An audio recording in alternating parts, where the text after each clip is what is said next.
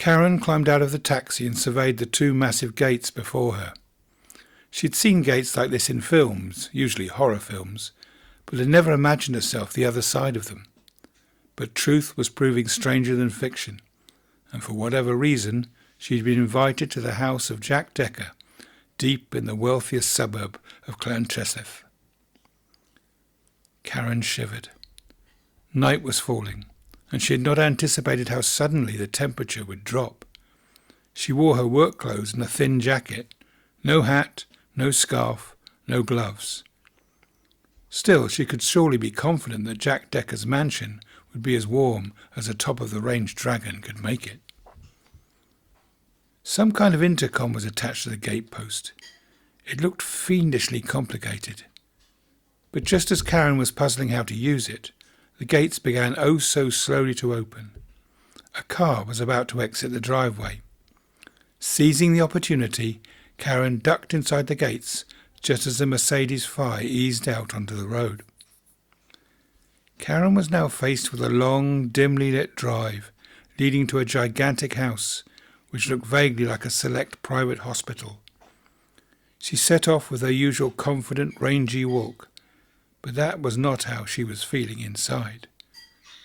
Why was it necessary to have such a long drive? Her nerves were turning to irritation. The house proved to be well defended. A deep waterless moat ran round the outside, so that the only part that could be accessed was the front door.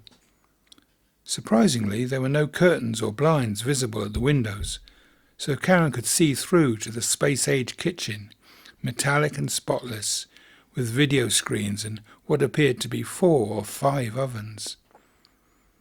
A woman about the same size, shape and age as Jack Decker was in there. But as it was now dark outside, there would be no way she could see Karen. Karen approached the front door. Through the textured glass you could see another door quite close, clearly a small entrance hall or porch. So where was the doorbell? There was no doorbell. No doorbell, no knocker, no intercom. Karen began to realize she may have made a mistake not using the intercom at the gate. A gust of chill wind brought out the goosebumps on Karen's hand as she tapped on the hard glass. No reply. Karen rapped harder, fearing, rightly, that the porch was acting as a soundproof barrier. Still no reply. Now Karen went into full-scale stress.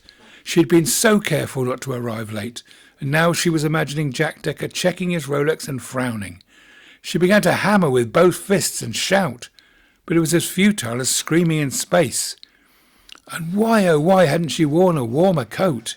It was so cold and getting colder by the second. What options did she have?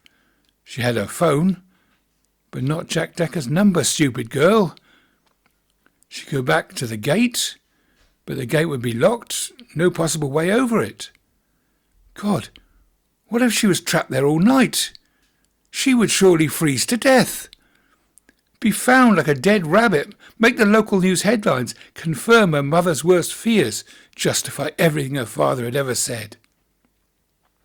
Someone had to hear her. She raced round to face the big kitchen window, waving her arms frantically, crying "Hello" at the top of her lungs. Mrs. Decker, if that's who she was, continued to potter about inside, completely oblivious. A young man came in, exchanged a few words, left with a cake. Back to the front door, hammering again, tears now brimming. Shoe off, hammering with that. Heel breaking off, not even a mark on the solid glass panels.